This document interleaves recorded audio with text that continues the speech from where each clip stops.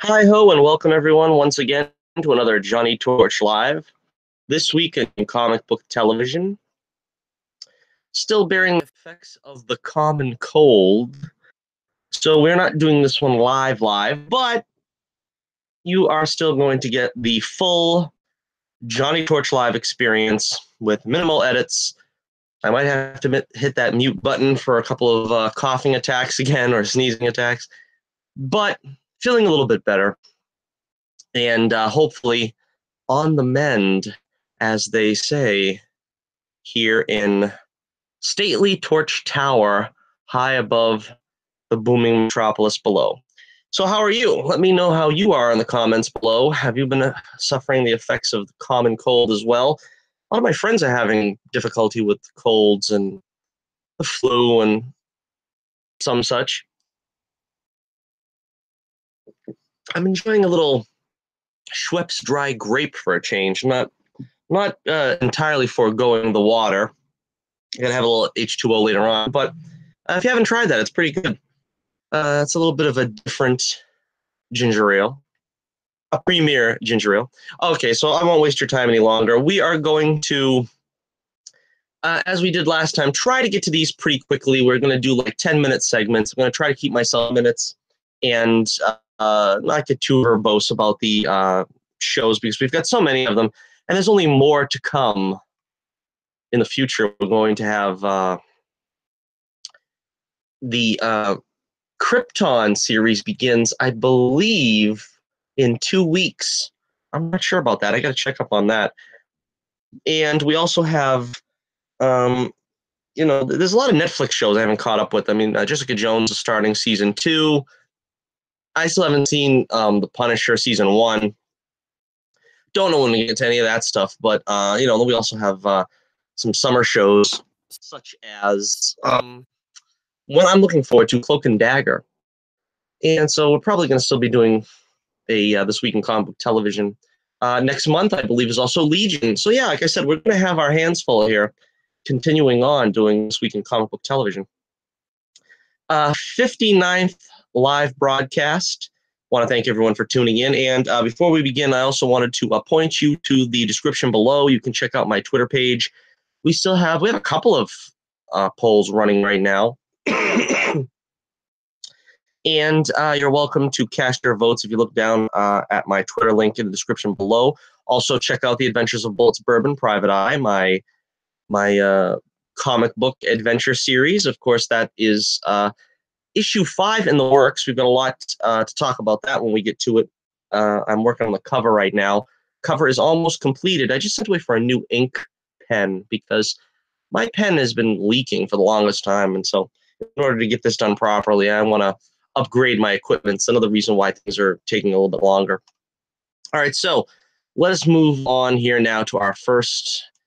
This was a really good week in comic book television. It's really going to be tough to pick a favorite. I honestly just got through right now with watching Legends of Tomorrow. I don't even know if this might be my favorite. It might be my favorite episode of the season, but I don't know if it really makes it to episode of the week. But this was a fun episode. Darhk Vs Darhk, basically. As we left off last week, Ray was captured by Damian and Nora. He sends them a distress message under the, under the prevailing view of Darhk. Nora tries to use Vixen's totem, but fails. Darhk has the broken fire totem from last episode as well, and he wants Ray to fix it. And can I just say that, before we get any further, just taking a look at this picture here, Damien Darhk is so much fun again in this episode. In the hands of the right writer, he is a stellar character. And of course, that's in no small dedicated by Neil McDonough, in no small way.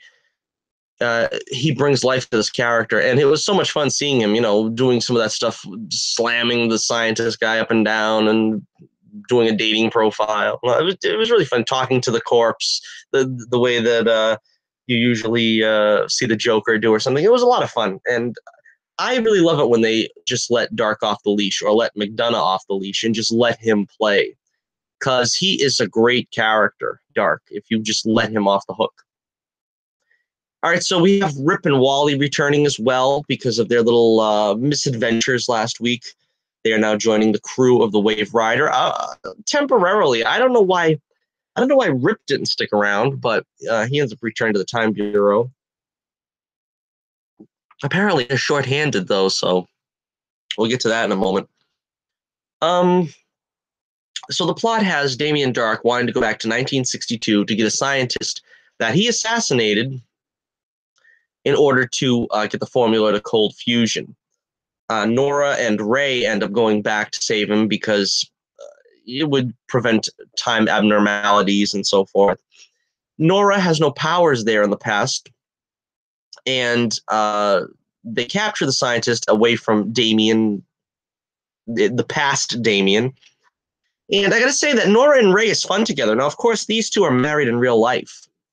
So of course that's part of the equation right there. But I kind of like seeing them together, and they kind of like hint towards that at the end of the episode when Ray is talking to Nate, and Nate kind of sees that Ray's got kind of a crush on Nora. But I don't really know where that could go. I don't really know where Damien and Nora go after the season to begin with, because they already killed off Malcolm. They already killed off Eobard, although, being a speedster in the Speed Force and the time travel shenanigans that goes on, he can always come back, and he does. But I don't know what they're planning to do with them at the end of this season. Very interesting. All right, so young Darhk ends up kidnapping Nora and proposes a trade.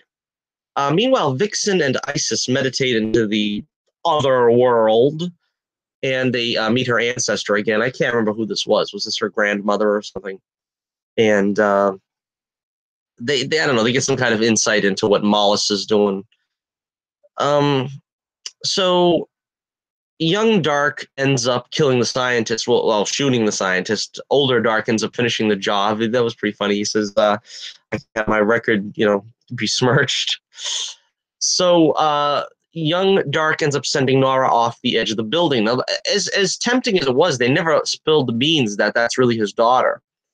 You would think that as fast and loose as they play with the rules, that maybe they would have maybe tipped him to it, and that young Darhk would be more prone to help them, knowing that he's helping his future self and his plans for world domination.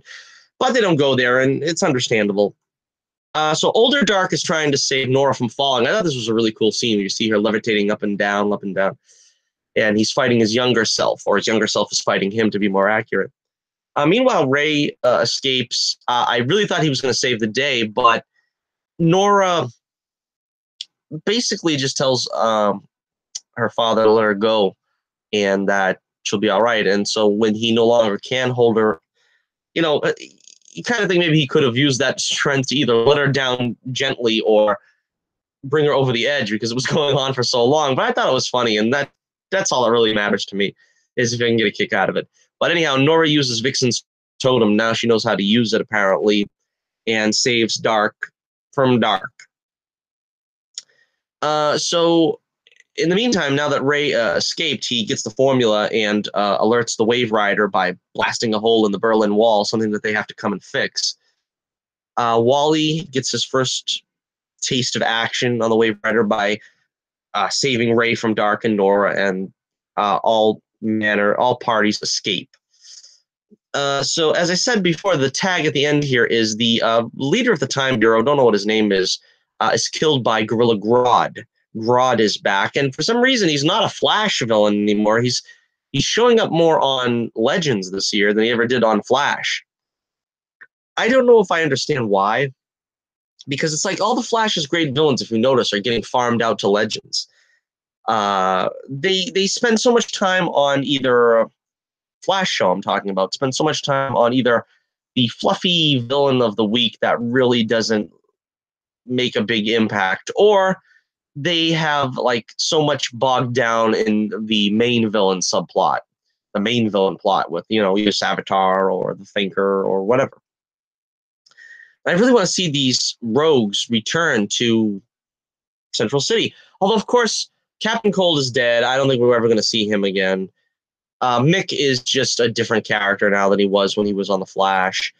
Grodd maybe could come back, but apart from Grodd, who else do we have? We got the Trickster, but you know, that's more depending on what's going to go on with the Mark Hamill situation and you know, his availability. And we've got Neuromaster and the Top, I guess, if you want to add her.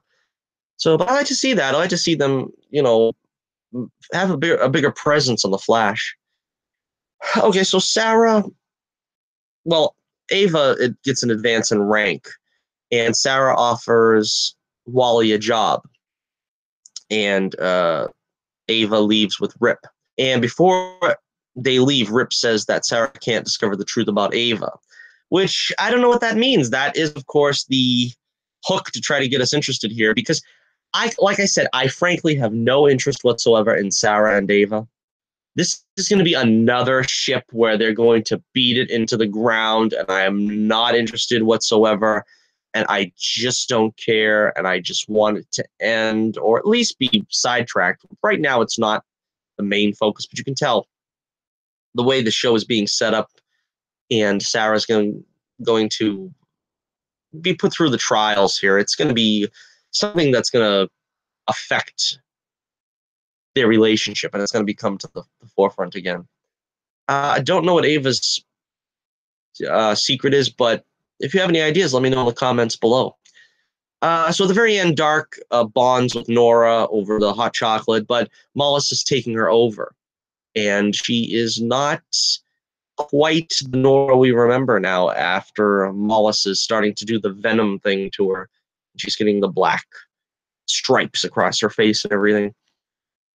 So, yeah, very good episode. Really enjoyable episode. Just to see Neil McDonough in this wig alone was was worth it. But it was a lot of fun. I'm going to give this one, oh, gee. I'm going to give 4.5 stars out of 5 for Legends of Tomorrow this week.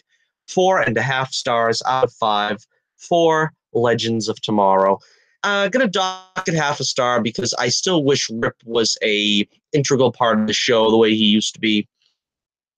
I don't know. I would rather have him be the captain again, but even if they didn't put him back in the captain's chair, at least have him as an integral part of the show.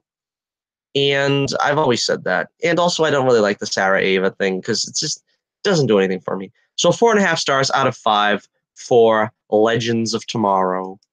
Alrighty. All right, let's we're doing these like backwards from the from the way I watched them. This is the other one I watched today to try to get caught up. But Gotham. Let's see what's going on in Gotham. And oh boy, oh goody goody, Jerome is finally back. The Jerome Kerr. And he's got a subplot goes on with Oswald. This is the first real interaction between the Penguin and the Joker. The Penguin meets Joker, and apparently, see, it's been so long I don't remember, but Oswald is still protecting the kid, I think. And he's not making any move because Sophia has the kid over a barrel, so to speak. Now, Jerome is doing his full-on Ledger. Now, the actor is just doing a full-on Heath Ledger impersonation, which, you know, if you're going to ape from the best, they say, but Jerome was a lot more of a amalgamation of all the different Jokers. If anything, I always felt he was a little more towards the Nicholson Joker. My favorite, of course, being the Mark Hamill Joker, so I don't think he's really... I think the only time he really tapped into that was when they were doing the... remember the Bizarre episode or whatever, when they had Barbara sort of as a Harley dressed up as a spin the wheel of fortune type thing. I don't know. That was kind of when they were doing that. But so let's just take care of the subplot right away. So he's trying to make Oswald come out of his shell, trying to make him laugh, which I guess is what his purpose is in this whole thing. He dresses Oswald like a prison Minnie Mouse and makes him dance and lots of stupid stuff. Eventually, Ed goes to meet Oswald and gloat over him. Same old with them too. I'm tired of it. To be honest with you, this episode wasn't that bad, but honestly, it felt like it took 3 hours to get through. I don't know why. I don't know. It felt like, I feel like I've heard all I have to hear from these characters. I don't really need any more. Wait a second.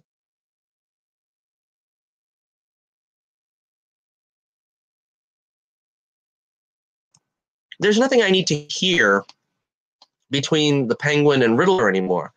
There's just nothing. It's almost like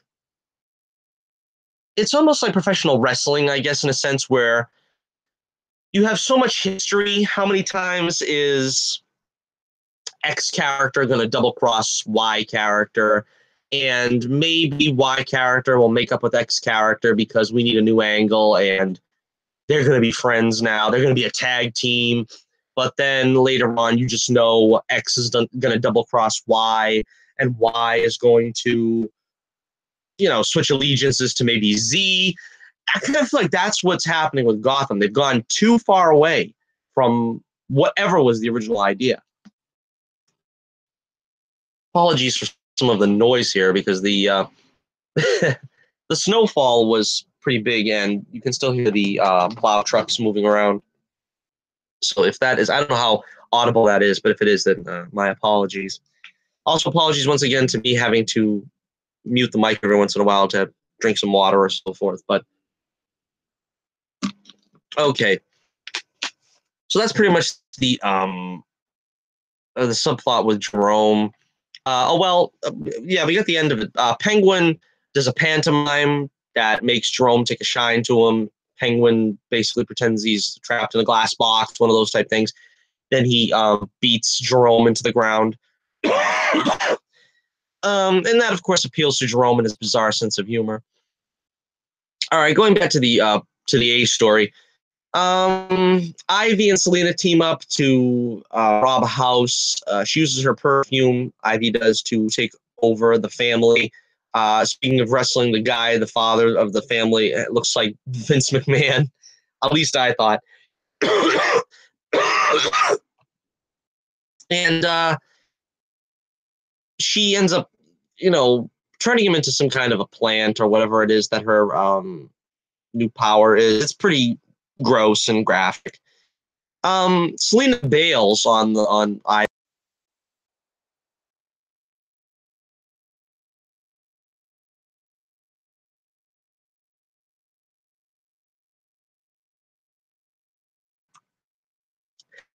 And apparently, Selena doesn't want any of it anymore. She doesn't want to help Ivy anymore, even though they were old buddies, old friends.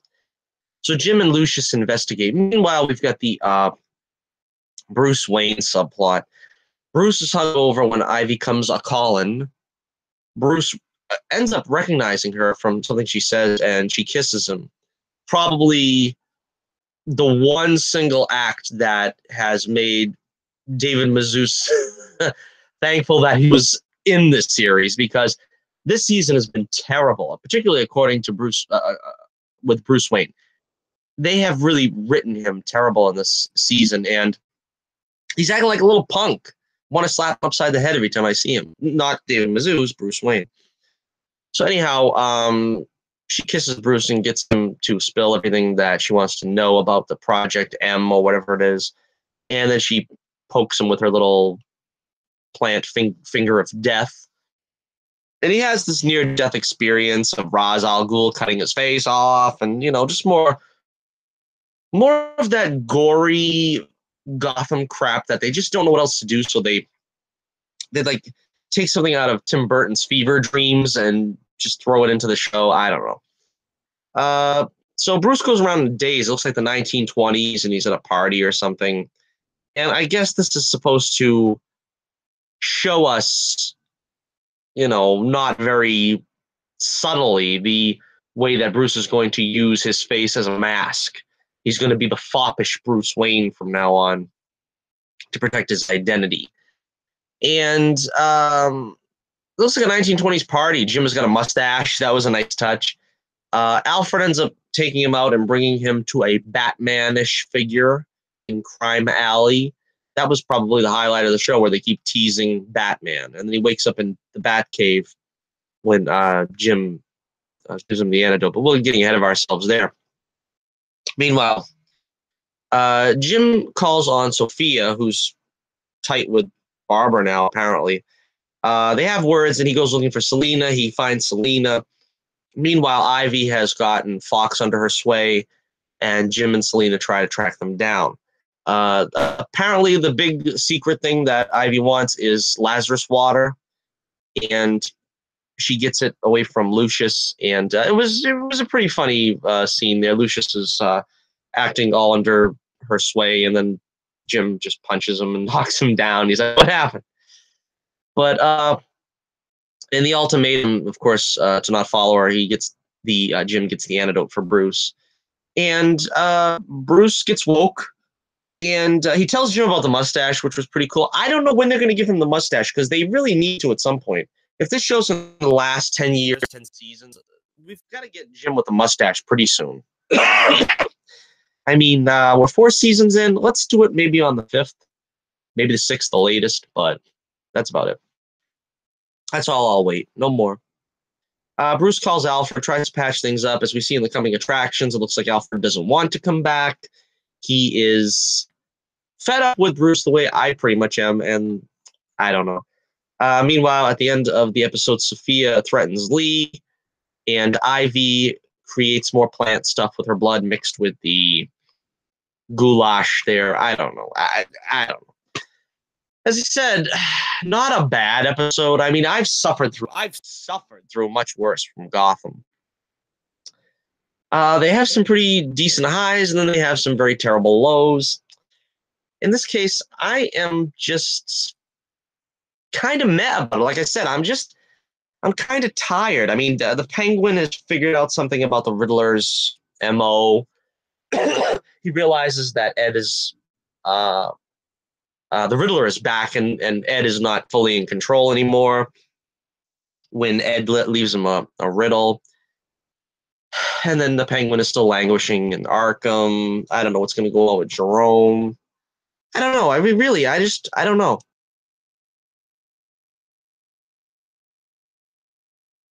And frankly, I don't know if I even care anymore. That's what it is. I mean, it's hard to care with Gotham. We finally coming out of this with Bruce, and we still got more we got to deal with Bruce and Alfred now patching things up. I don't know. I'm going to give Gotham this week 2 stars out of 5. That's 2 stars out of 5. Just didn't interest me, even though it was probably not the worst episode I've ever seen of Gotham. And then, trust me, there's many to choose from in that score, but nah, just didn't care for it. All right, let's move on now to one of the episodes I did really care for. Let's see. Next up, we have... Let's go with The Flash. The Flash, I think I'm going to give The Flash episode of the week. I honestly think I'm going to give The Flash episode of the week because, as I get my notes up here, we got to see the lovely and beautiful Violet Bean back as Jesse Quick, but we also got John Wesley Shipp, the one and only, the original Flash, and quite honestly, you know, his presence was missed. I'm trying to pull up my notes. What the heck is going on? Okay, there we go. You can always tell when I'm speaking in stilted dialogue. All right, so this was a very interesting episode. I mean, it starts off, it really gets you right from the beginning. A sweating and distraught Barry pulls Iris into the Speed Force and says, "I can't save us this time." And we go back 8 minutes and find out why. And the mystery begins. Now, on the 30-second break, if you please.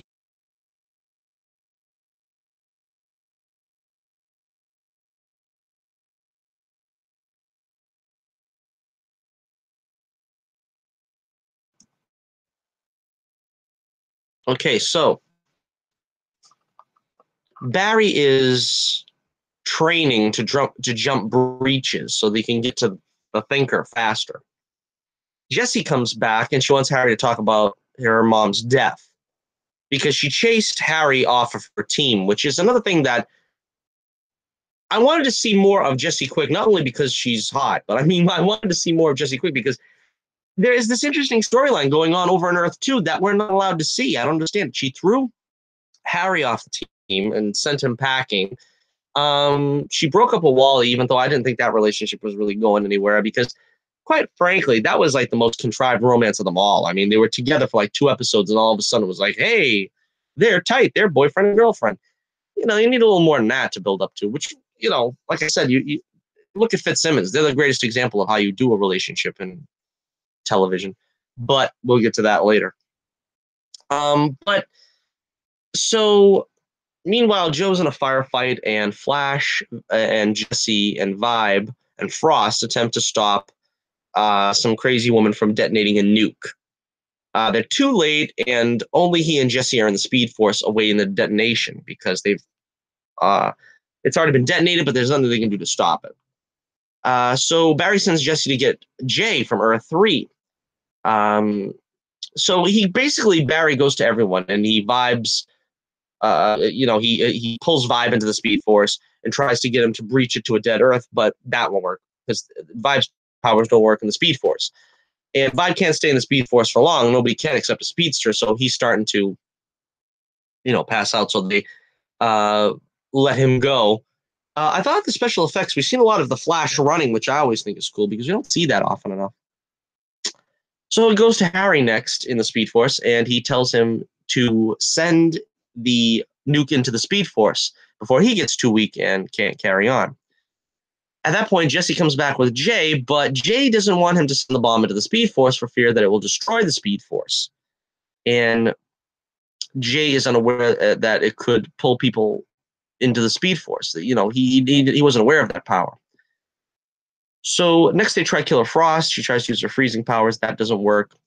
They still have Caitlyn's eyes showing through in this. That's part of the thing I don't like what they do with Killer Frost. I don't know why they're still doing this 1 foot in and 1 foot out, do the hokey pokey with Killer Frost. I don't understand it. They just won't, stick to her being a different personality. And they do say something. Frost does say something about, try to save Katie or something like that, which it's very strange because they're trying to treat Frost as if she's like a noble personality, but she's supposed to be Killer Frost, and they really haven't examined that, what it means to be Killer Frost. Anyhow, I've been talking about that for weeks, and I digress. So they try to hurl lightning, but Jay can't hold out, and he has to leave the Speed Force because I guess he's too old and it's just too much for him. It's pretty sad because they're kind of hinting that he's going to retire now, and I don't know if it's just a question of does John Wesley Shipp want to leave the show, or not leave the show so much as not want to have an active role, so to speak. But he still looks good in that costume. He comes in all the time with the costume. He looks great. But at the end of the show, he wants to sort of pass the torch over to Jessie, apparently, and she's going to be his next student. Now, Barry is unwilling to alter time again, because we all know how many times he's altered time in the past, and is it really that bad if he alters time again? Apparently he thinks so, because the show finally are going to play hard and fast with those rules to the point where they're going to say, look, we can't do it anymore. We can't just take the world back every single time something goes wrong.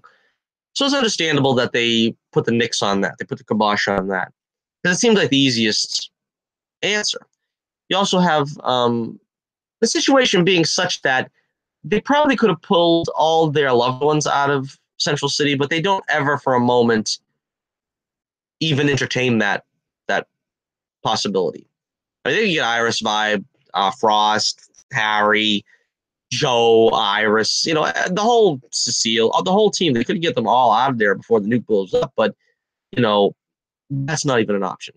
So when at this point, Barry's getting tired because they have to be moving at this really fast speed in order to keep this Speed Force going without the bomb going off. So Jessie goes back to Harry, and she slows down because she can't take that exertion any longer. And Barry's pushed to his limit. He takes one last ditch effort to talk to Iris, and she comes up with a plan. As usual, Iris comes up with a plan. Although, to be honest with you, this is kind of, like I said last week, this is kind of the role I imagined Iris in. If you're going to make a superhero's wife part of the team, you can't make her a superhero, even though apparently that's what they're going to do in the future. I don't know when the episodes come up, but they keep showing these, pictures online of her in costume. But she's going to come up with like something solid for her man to use. So anyway, Barry enters the Speed Force to get the drone and draw lightning to fuse atoms of the nuke. That's the drone that they sent in to make sure that nobody had to be in the Speed Force as a prisoner. Now, I don't understand how this works where they still don't need somebody or something in the Speed Force as a prisoner, and they couldn't send the bomb into the Speed Force. It's basically just a big headache. But this was a good episode. I mean, this pretty much was the drama that I think was missing from The Flash for a long time. This felt like something that could have happened in the 90s show with different characters, of course, in the different playing the different parts. But, I enjoyed seeing the speedsters back. I would love to see Jay and Jesse and Barry doing something again together in the show. Don't know if that's going to happen. Joe calls him the Flash when he wakes up, which is really cool because I said to myself, how many times is his identity going to get let out? But Joe understandably calls him the Flash in front of everybody. So the way it ends, Harry gives Jesse the mind device, and Jesse backs off and understands his misgivings about talking about her mother and so on and so forth. Now, at the end of it here, this is an interesting tag. Caitlin remembers what happened as Frost for the first time. I don't understand, again, like I said, why they're merging these personas, but the neurotic girl, we all know her. She's the Jitters waitress. She was also at the wedding. The neurotic girl barges in, and seeing Harry's reaction to her was hilarious. I thought that was really funny. But she seems somewhat sinister here. I don't know what that was all about, but she seems pretty sinister. She says something like, I got what I need, apparently from Frost. She's probably going to affect some kind of cure. I'm thinking if this is, in fact, Barry's daughter from the future, which a lot of people are saying, or maybe some kind of descendant along the road. But anyhow, yeah, I thought it was the episode of the week. I'm going to give it episode of the week because it really kept me captivated all along, even though it still had a shaky premise I'm not sure about. But I'm giving The Flash 4.5 stars out of 5 this week. That's right, 4.5 stars out of 5 for The Flash. Okay. Now, let's take a look at Black Lightning. Why don't we? All right, Black Lightning. This was a very good episode. I could very easily see this getting episode of the week, but I do think they stretched it a little thin. There wasn't enough Black Lightning action, I don't think. That episode starts with Anissa getting talked to by Lynn because she just recovered from finding out that Black Lightning is her father, and she wants to help Black Lightning. And she basically tells Lynn right up front she wants to be his partner, so to speak. Meanwhile, Jeff is upset with Gambi for not telling him about Tobias. And, Gambi's got a lot of secrets. He's keeping a lot of this stuff close to the vest. We don't really know what he knows at this point. Now, Tobias trains with some green light dude, which very Kingpin-ish. You know what I mean? Very Kingpin-ish from the Frank Miller style. Meanwhile, Henderson interviews Lynn about the crime. Jeff worries his secret is putting Lynn in danger because people find out, of course, she's Black Lightning, causes a lot of trouble. Henderson is kind of like giving the side eye, wondering if, Jefferson is Black Lightning. I thought it was pretty funny. He says Jennifer's too much to deal with even without powers. That was pretty funny. Henderson asks Black Lightning about Anissa, and then he asks about Whale. Anissa wants to be trained and tells Jeff about her research. Now, Lady Eve is still doing these weird experiments, and Gambi talks to her, and she offers to give up Joey Toledo to put Tobias in his place. They decide to keep Jennifer in the dark, and there's a scene between Anissa and Jeff where Jennifer suspects something's up, but she's put off by Anissa acting like it's nothing. So we wonder how long that's going to last. I mean, they want to give Anissa plenty of time to be in the spotlight before they show Jennifer getting her powers too. Okay, so let's see. Lynn is still hiding in the Black Lightning lair under Gambi's tailor shop, and she tells Anissa about the price a hero must pay. No social life and so forth. Which would be fine by me because the social lives of these characters are what bring these shows down, but let's see. So Anissa goes to warn the newsman friend that gave her the start in the story about the possibility of him being in peril, but he's dead. He's been killed. Meanwhile, Gambi guns down Joey Toledo in his club dressed as the Shadow.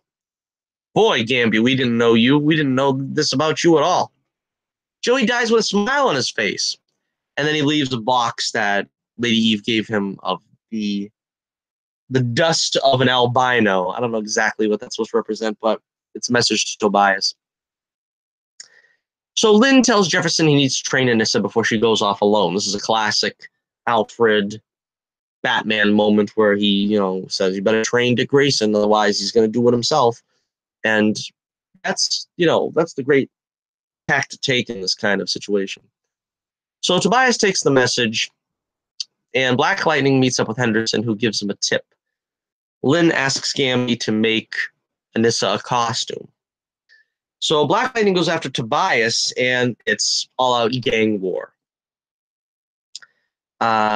Tobias' sister goes down. I forget her name, but she goes down in the crossfire. Meanwhile, Whale's men hit Lady Eve, and she eventually goes down. They blast her with electric weapons to make it look like it's Black Lightning. So Black Lightning is framed because Lady Eve was killed using the electric blast rifles. Henderson's mad. He's mad. Meanwhile, Jeff tells Anissa that he will, in fact, train her. And the story ends with Lala being alive. Yeah, all those weird experiments Lady Eve was doing, obviously they were about Lala, because he woke back up. He was a fun character. That's why I didn't want to see him die. But if they do something interesting with him, it would be a lot of fun. All right. So, yeah, this was a fun episode. This was a real great episode. I'm going to say Black Lightning gets 4.5 stars out of 5 this week. There's a lot of shows were good this week. It's hard to really rank them in order. I don't think there was really a weak show this week besides Gotham. And come on, that's Gotham. We all know it's going to be problematic. But, yeah, Black Lightning, 4.5 stars out of 5 for this week. All right, let's take a look at the really big 100th episode of Agents of S.H.I.E.L.D. Oh, yes. Yeah, we're getting ahead of ourselves. We see the end picture here, but all right, so they find out that it might not be Daisy that blows up the world. They find out that there's some kind of a rift in the,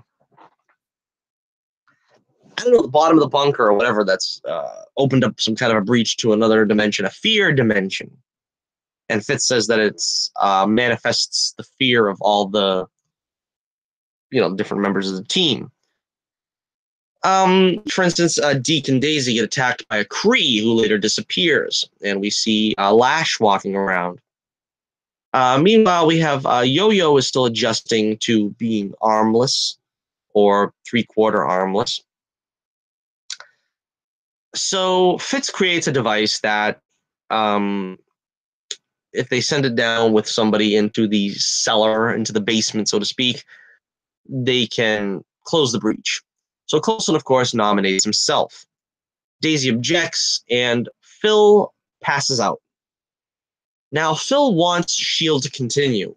It puts a lot of pressure on Daisy to carry on this legacy in his absence. Gemma finds out that he has a progressively deteriorating system because apparently the Ghost Rider took away the Tahiti cure. And whatever was keeping him alive with the Tahiti cure is now burned up in the system, and it's just a matter of time before his system shuts down. Coulson seems strangely all right with this.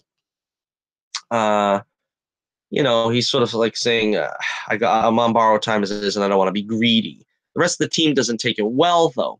I always like the bond between Skye and Coulson, and they have some great scenes here. And, she's really a great actress. I really like it when they give her something of emotional weight to play. Chloe Bennett. She's really good with those emotional scenes. And she did good here, too, with Coulson and with Clark Gregg. And that was probably one of the highlights of the show for me, one of the highlights of the episode. It did a highlight of the show to begin with because he sort of does see her as a daughter figure that he wants to hand the keys to the kingdom to at the end of his run. Is Coulson going to die? I don't know. This might be the last season of the show, and if it's the last season of the show, he probably will die, but I don't want to see it happen. I don't like seeing the hero die. I never liked that, and especially, well, they always tie into what's going on in the MCU at large. Like, for instance, Coulson getting his arm cut off was like symbolic of a lot of other arms getting cut off in all the MCU movies in the second phase. So if we can expect that some Avengers are going to die in Infinity War, it might be the same situation here where if he dies, it might be a telling thing that there might be some deaths in Infinity War, and we're just going to have to get over it. Too depressing for me. I don't want to see him die, but so a robot Simmons tries to kill Yo-Yo, and they stop him, and they stop it, and so Coulson ends up also having a nice potentially last conversation with May, and then Fitz sends Phil down. Now Phil runs into Deathlock. We haven't seen him since second season was it? And he's a welcome return. I would like to see him return some more. I don't know if he can carry his own show. He seemed like he came back with a staff. I don't know. Has he got his own team or something? But again, sort of like Rip Hunter. It's like, well, he wanted to go back on his own because he doesn't want to work with us. Why the heck not? I don't get it. But hey, it was only a brief cameo of the real Deathlock. This imaginary fear Deathlock tries to convince Phil that it's just a dream he was having on the table while he was trying to be saved from Loki's scepter. And he doesn't really believe it, I don't think, at any point, but this fear image tries to convince him very strongly. Meanwhile, Phil sent out Deke, and I don't think we find out till the end what he was really sending him out for. Who sent out for Deathlock? I don't know, but apparently Deke was only there to get wedding arrangements, and we'll get to that in a minute. But so anyhow, Deathlock does come back and fight the illusions of Lash and Hive and the roaches or whatever, and fights them all off with Coulson, which was a nice scene. And then they seal the rift with the device that Fitz had. And it was pretty funny to see Deke fooling around with Deathlock. That was a pretty fun scene. So Fitzsimmons' wedding.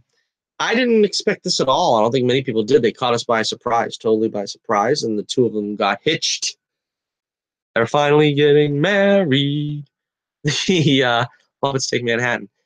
But this is the way you do a relationship between, teammate heroes on a TV show. This, I think, has been the most successful pairing of all the shows that have been on the past 7 or 8 years or whatever. Very, very, very well put together concept here. I'm surprised Coulson officiated the wedding. I don't know if they're going to be able to find that legal in 50 states. Maybe you can put it off that he's the captain of a ship. I don't know, but it was a nice gesture. But I don't know if legally they can't file their taxes now. I don't know. We'll find out if they even get off the America's Most Wanted list by the end of the season. Then they can worry about that. And Deke, of course, we get the he's fooling around, of course, like I said, with Deathlock. And he says that he got a ring that looked just like his grandmother's, that his mother used to wear. So that kind of lets the cat out of the bag that Fitzsimmons is actually Deke's grandparents, which is nice. It's a nice thing, because a lot of people were saying, oh, they're his parents. And I said, they can't be his parents, because you know what your parents look like, don't you? I mean, even if they're a lot younger than you still get the general idea. And so I didn't think it could be them. So thankfully, they didn't make them his parents, but they made them his grandparents, which I thought was really nice. So yeah, a really nice episode. Yet again, I'm gonna give this one 4.5 stars out of 5 too. Probably sounds like a broken record, but I don't think it was as good as last week's episode, to be totally honest with you. So I couldn't give it 5 like I gave last week. But it was a lot of fun, and like I said, it's kind of a downer thinking that Coulson might die. I forget why he sold his soul, or he sold his remaining mortality to Ghost Rider. What was it that he got out of that? I don't even remember. But everyone is basically trying to tell him that they're going to fight for him. Hang on, Coulson, we're going to fight for you. But he seems really complacent. I don't know, but it's not up to him. It's not up to him. The rest of the team needs him, and hopefully they will save him from certain death once again.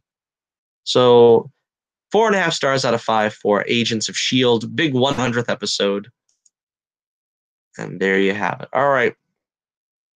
We're still doing pretty good time here. Let's wrap it up here with our final show of the week.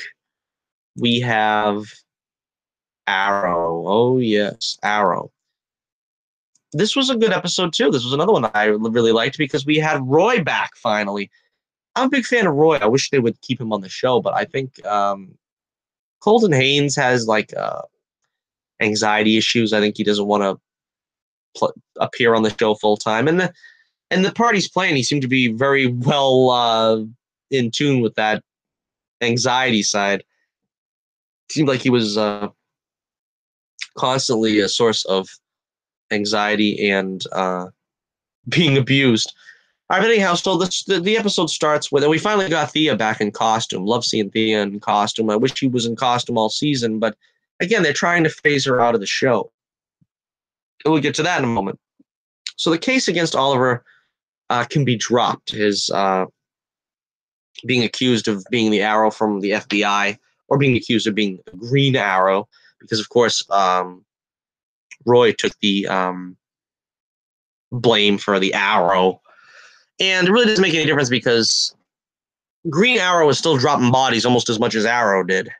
And I don't understand how they even attempt to explain it. I don't think they do anymore. They just expect you to understand, well, when you see that guy get an arrow through his chest, he really didn't die. He just had like the mother of all sharp pains. He had heartburn for like a month after that. I don't know. And you got Dig shooting point blank people. I don't know. Heroes are not supposed to kill. In my book, the heroes don't kill. That's what separates them from being anti-heroes like the Punisher, Vigilante. You know, that's not the way it's supposed to work. And they just completely forget that. And they want to play lip service to it like every 2 or 3 seasons where they'll do a storyline like last season. You like to kill, don't you, Ollie? No, I don't like to kill. Maybe I did like to kill, but I'm not going to be that person anymore. They did that like 3 times already. And it's just baffling and befuddling that they can push this on us yet again. But I imagine they will before long. It's going to happen. There'll be another story where Ollie killing is brought into question. All right, so Black Siren, in the meantime, has gone to press as Laurel and claims that she's been captured by Damien Darhk for 2 years.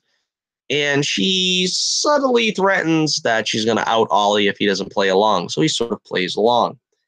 We don't hear much about Renee or Curtis in the episode. Curtis tells Renee's daughter that he's in the hospital, and I don't know exactly what he told her about him being, crime-fighting vigilante or anything. We don't know that, but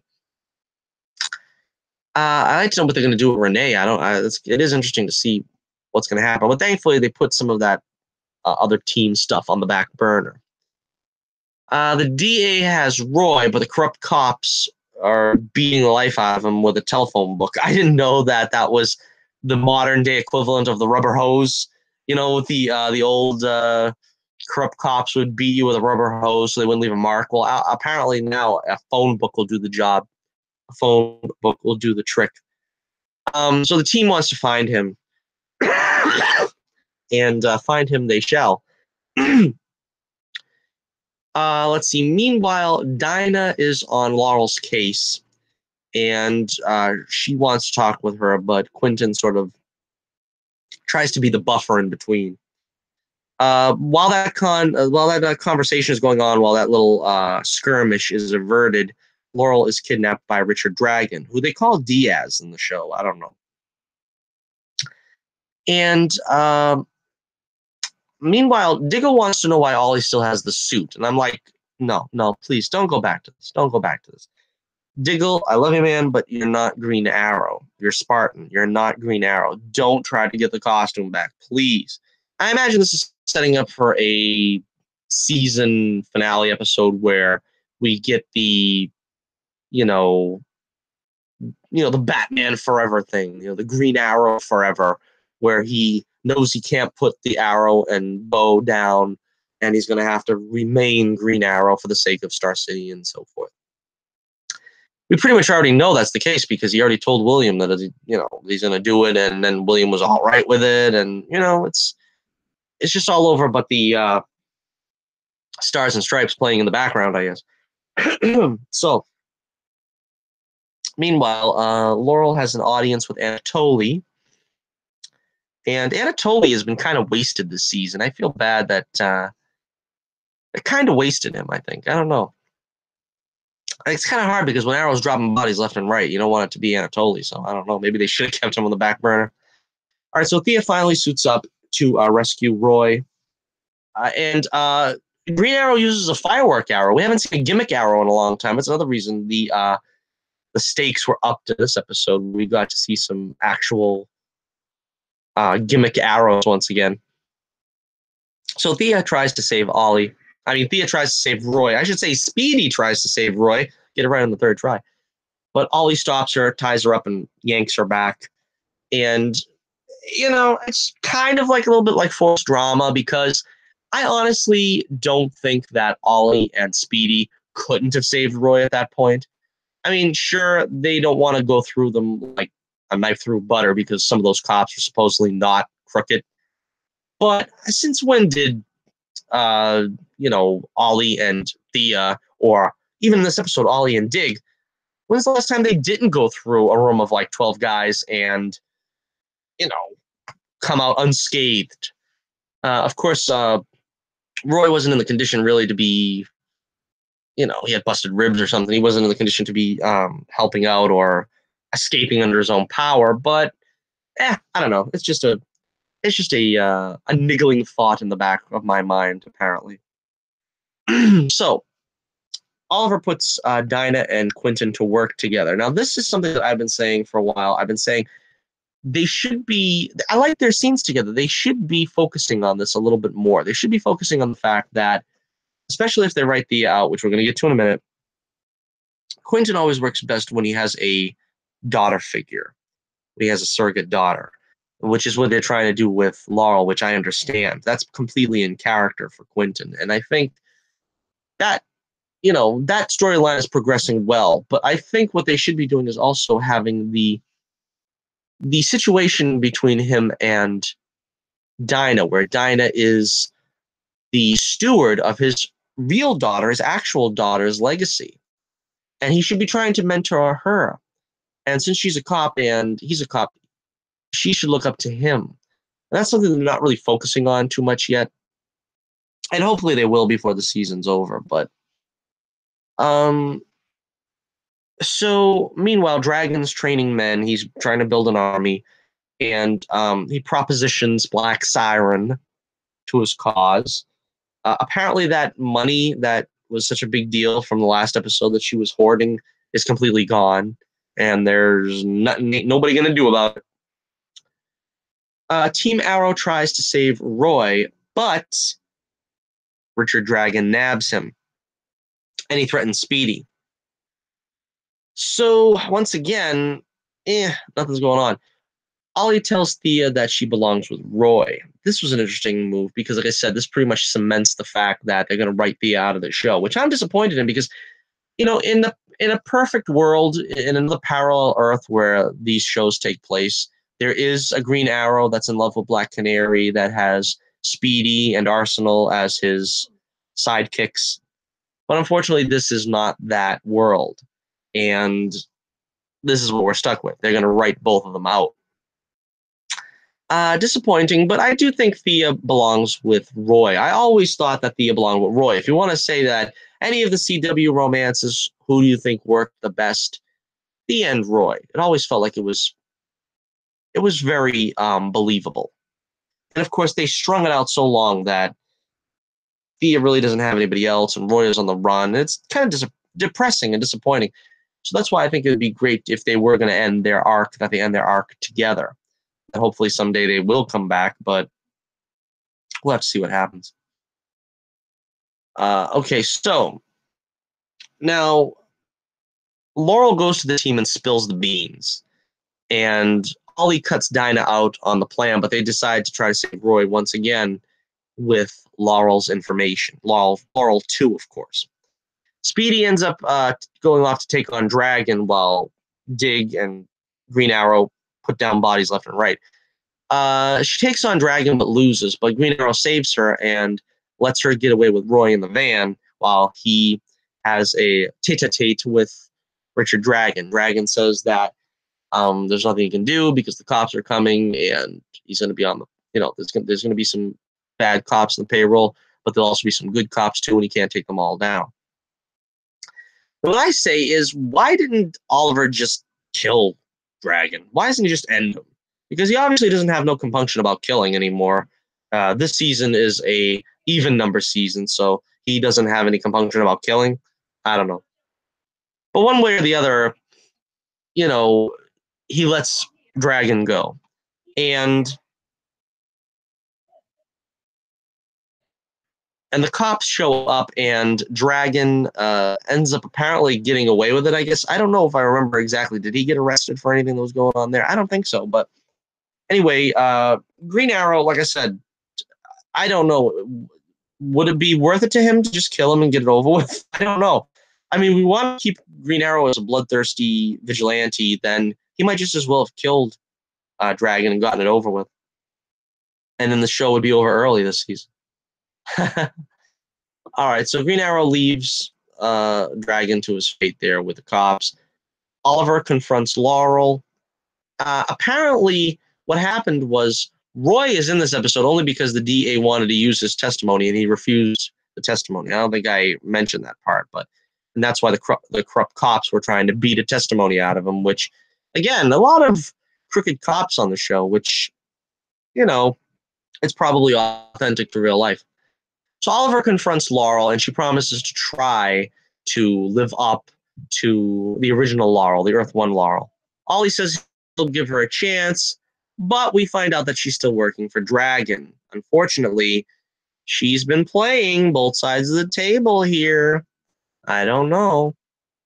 So it looks like Thea and Roy will be together again. They had a romantic moment. I don't know if they'll be back next episode. I'm pretty sure they will be because Roy didn't bid farewell to anyone. He didn't get a good scene with Oliver. I think he barely had 2 words in passing to Oliver. So I'd like to see Roy and Oliver have a nice scene again. I would like to see Roy and Thea both in the field at the same time as Arsenal and Speedy. But they still haven't done that either because supposedly she just took his suit in considerably. Look at the size difference between them two. Why are you going to try to convince me that's the same suit that Arsenal used to wear? They should have another Arsenal suit around the layer for him, and they should go out with them both being costumed up together. And the episode ends with, of course, a teaser tag there that a Legion of Assassins member says they found Ra's heir. Now, apparently, they're going to try to press Thea into the League of Assassins as the new Ra's al Ghul, seeing as how Malcolm's dead, and she is the last remaining heir. Nyssa, I don't know what's happened to her. She's been missing in action for a while, but again, she forsook as they say. She forsook the Legion. And hopefully we'll find out what happened to her lately, but apparently her dismantling the League didn't really take, because there are still some loyalists apparently out there. All right, so to wrap this one up, this was a pretty fun episode. It was good. A lot of Arrow action, which is what I appreciate. Not too much heavy on the Elicity drama, although I think they found a pretty poor time to try to get Felicity cozy with Oliver. I mean, Roy's just in the middle of getting a beating, and she's kind of cozying up to him. I didn't take to that too well. So yeah, I'm giving Arrow 4.5 stars out of 5 this week. Arrow 4.5 stars out of 5 this week. So except for Gotham, the CW shows plus Shield ran the table. 4.5 stars out of 5 this week. So thank you for tuning in. I think we are just about at the 1 hour mark, which is, pretty much what we were shooting for. Trying to get the show about an hour, trying to get all our episodes that we saw this week in with about 10 minutes each. So thank you for joining us once again. If you like what you heard, hit that subscribe button. Make sure you smash that like button. Smash it. And check out the Adventures of Bullets Bourbon comics in the description below. You'll find the link to my website. You'll also find the link to my Twitter page where you can vote in this week's poll of the week, as well as just see what other exciting shenanigans I get up to. And you can also find me there to wish me some good health. Hopefully next week there'll be less interruptions with me coughing and sneezing and taking frequent microphone muting breaks. Until next time, this is Johnny Torch reminding you once again, keep the flame burning brightly, and I'll be with you again real soon.